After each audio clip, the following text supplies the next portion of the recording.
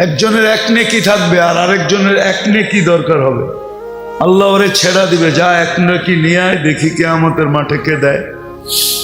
তো সবার কাছ থেকে ঘুরা নৈরাশ হয়ে যখন ফিরবে, তো অপরিচিত একজন ডাকবে, এদিকে যাবে, বলবে চেহারার এই অবস্থা কেন? বইলা কি লাভ হবো, তোমার তো চিনি না। জাগরে চিনি তাদের কাছে বলতে বলতেই তো চেহারার এই অবস্থা। কারে বল না পাগলা, কাজও লাগতে পারে, পচা শামুকও পাও কাটতে পারে, বল। তো জিদের ঠেলায় করবো একটা নেকি লাগবে, একটা নেকি, তাইলে কি? তাইলে আমার জান্নাত।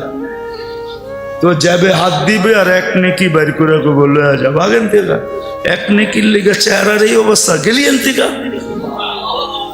তো পায়া খুশিতে আত্মহারা হয়ে ছুটে আল্লাহর কাছে আসবে।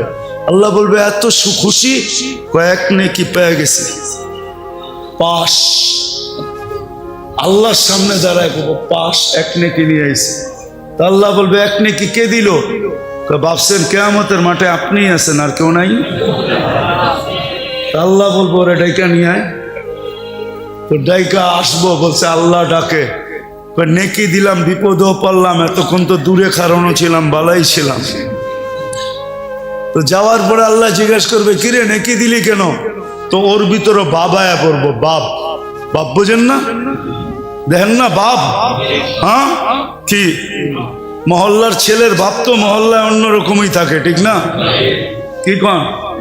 হ্যাঁ, তো বাবলো কইব আসেই তো একটা, কি কামে লাগবো আমার? ওর কামে লাগতে ছিল, লাগাই দিছি, নষ্ট করে কি লাভ? আল্লাহ ভাব দেখা বলবে আমার চেয়ে বড় দাতা হইতে চাস, ঠিক না? যেটা পাশ হয়ে গেছে ওরে কইব খুশ বিয়া দিয়া খি কাওয়াদ খুলিল জান্নাত, যা দুটাই জান্নাতে যা, আমার চেয়ে বড় দাতা হইতে দিব না। এটা কার কারণে পাইব?